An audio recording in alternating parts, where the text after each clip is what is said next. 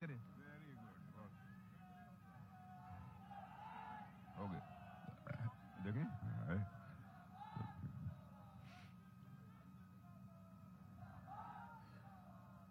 क्या हाल है? आप लोग ठीक ठाक हैं? सब भालो भालो है?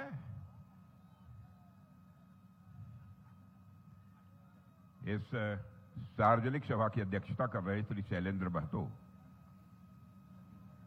जेडीयू जिलाध्यक्ष, प्रोफेसर दुर्गा प्रसाद जी केसरी, श्री जीवन सिंह जिलाध्यक्ष आरएलजेपी, श्री अरुण मंडल जिलाध्यक्ष आरएलएसपी और दिनेश प्रताप सिंह उत्तर प्रदेश सरकार के मंत्री और देवरिया के लोकप्रिय विधायक श्री सलभ जी त्रिपाठी, इंजीनियर रविशंकर सिंह, श्री भास्कर सिंह, श्री प्रकाश कुमार भगत, श्री राजकिशोर सिन्हा, ब्रजनंदन सिंह, सोनेलाल पासवान, कार्यक्रम प्रभारी गोपाल कृष्ण, श्री नरेश शाह, ब्रह्मदेव रावत, सिकंदर पटेल, श्री रूबन सिंह, श्री दामोदर जी माझी, साधना सिंह और इस सभा में मौजूद मेरे सभी सम्मानित बहनों एवं भाइयों। इसके पहले इस स्थान पर कभी सभा को संबोधित करने के लिए मैं आया हूं कि नहीं आया हूं? आए हैं? कितने लोगों को मालूम है कि आए हैं? अरे राम राम। तो आप लोग सुन चुके हैं, तो मैं समझता हूं दोबारा बोलने की अब कोई जरूरत नहीं।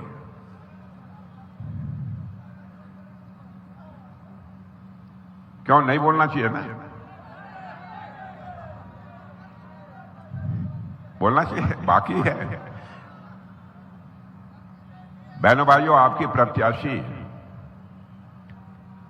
श्रेयसी सिंह हमारे अभिन्न मित्र स्वर्गीय दिग्विजय सिंह की बेटी है।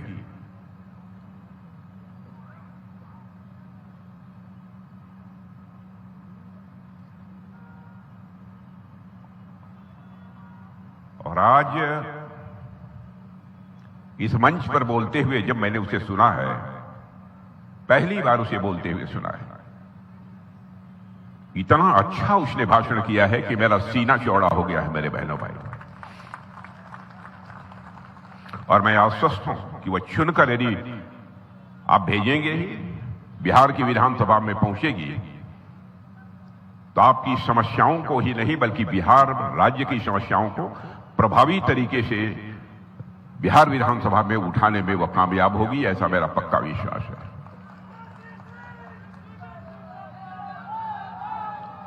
और मैं यह बतला दूं, श्रेयसी सिंह के अंदर जो प्रतिभा है, शूटिंग भी करती हो ना, शूटिंग में भी इसने नाम रोशन किया है।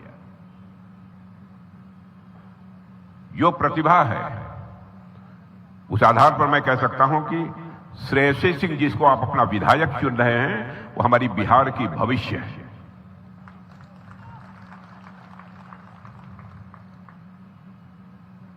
बिहार का जहां तक प्रश्न है मेरे बहनों भाइयों, आप सभी जानते हैं बिहार के बारे में आज के 20 साल पहले क्या धारणा थी। आज बिहार की क्या स्थिति है एनडीए के शासनकाल में? अब तो एनडीए के लोग जाएंगे ना, बाहर किसी से कहेंगे आइए ना हमारा एनडीए के बिहार में, आइए ना हमारा विकसित बिहार में। एनडीए के शासनकाल में यह बिहार विकसित हुआ है। आइए ना हमारा एनडीए के बिहार में, हमारा विकसित बिहार में। अब जानते हैं आरजेडी के लोग क्या कहेंगे, क्या कहते थे, क्या हालत थी। आइए ना हमारा बिहार में, ठोक देंगे कट्टा कपार में, यह हालत थी। माने लोगों के सामने अपनी दादागिरी दिखाना, जैसे लगता था कि आरजेडी के नेताओं का स्वभाव बन गया था। दहशत का माहौल था पूरे बिहार में।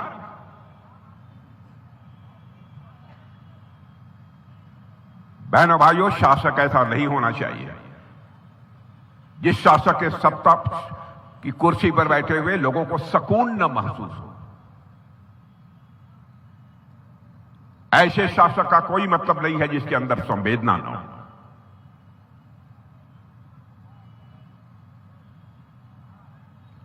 और ऐसा मुख्यमंत्री यहां पर रहा है आरजेडी के शासनकाल में जिसके ऊपर भ्रष्टाचार के कई गंभीर आरोप लगे हैं। ईमानदारी से भी सरकार चलाई जाती है, यह करके हमारे नीतीश कुमार ने दिखा दिया है। मेरे बहनों भाइयों, 20 वर्षों तक मुख्यमंत्री रहने के बावजूद कोई मां का लाल उंगली उठाकर नहीं कह सकता कि उनके दामन पर कोई भ्रष्टाचार की दाग लगी हुई है।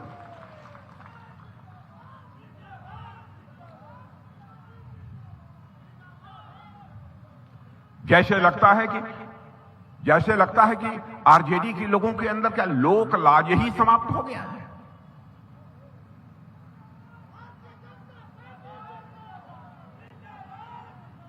बहनों भाइयों, बिना लाज के शांत रहो भाई, बिना लाज के, बिना हया के परिवार नहीं चलता है। बिना लोक लाज के लोकतंत्र भी नहीं चल सकता, यह देश भी नहीं चल सकता।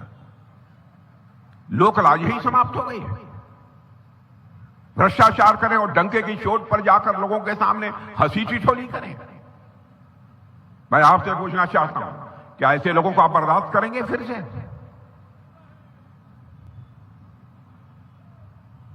बहनों भाइयों, फैसला आपके हाथ में है। हम लोगों ने क्या किया है, उन्होंने क्या किया है।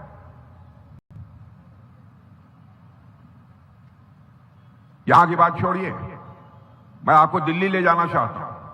पहले की कांग्रेस की सरकारों को भी काम करते हुए आपने देखा होगा,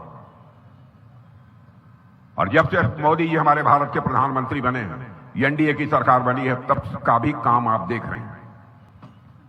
बहनों भाइयों, ईमानदारी से बतलाइएगा, दिल्ली में केंद्र की सरकार, एनडीए की सरकार बनने के बाद आपको कुछ राहत मिली है, कुछ मिला है कि नहीं मिला है? यहां की सरकार नीतीश बाबू ने तो आपको दिया ही है।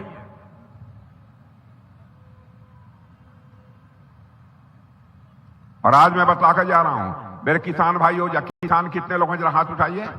किसान परिवार, हाँ, आपके खाते में 6,000 रुपया दिल्ली के बैंक से आता है हर साल की नहीं आता है? किसान सम्मान निधि का आता है ना? बना दीजिए, बिहार में 9,000 रुपया मिलेगा मेरे बहनों भाइयों, 9,000 रुपया आपके खाते में आएगा, बना दीजिए। यहां की एनडीए सरकार ने, बिहार की नीतीश बाबू ने 10,000 रुपया महिलाओं के खाते में डाला है कि नहीं माताओं बहनों? जिनके डाला है हाथ उठाइए। वाह, बहुत अच्छा। हम जो कहते हैं वो करते हैं। हमारी कृति और कथन, हमारे कहने और करने में बहनों भाइयों कभी कोई अंतर नहीं हो सकता। विडंबना रही है भारत के राजनीति की कि लोगों के कृति और कथन, कहने और करने में अंतर होने के कारण ही भारत की राजनीति और भारत के नेताओं पर से लोगों का विश्वास धीरे धीरे कम होता चला गया, और भारत की राजनीति के प्रति यह विश्वास का संकट निरंतर गहरा होता चला गया। और भारत की राजनीति में पैदा हुए इस विश्वास के संकट को चुनौती के रूप में भारत में नहीं किसी ने स्वीकार किया है, तो हम लोगों ने स्वीकार किया है। जो कहेंगे वो करेंगे, प्राण जाई पर वचन नहीं आए। करके दिखाया, कोई बताए तो कि क्या कहा था, क्या नहीं किया। बहनों भाइयों, 2014 में भी मोदी जी प्रधानमंत्री पद के उम्मीदवार थे, मैं पार्टी का राष्ट्रीय अध्यक्ष था। जो कहा था हम लोगों ने, उस समय सब कुछ हुआ। उस समय देश की हालत क्या थी दुनिया की नजरों में, और आज देश की हालत क्या है दुनिया की नजरों में।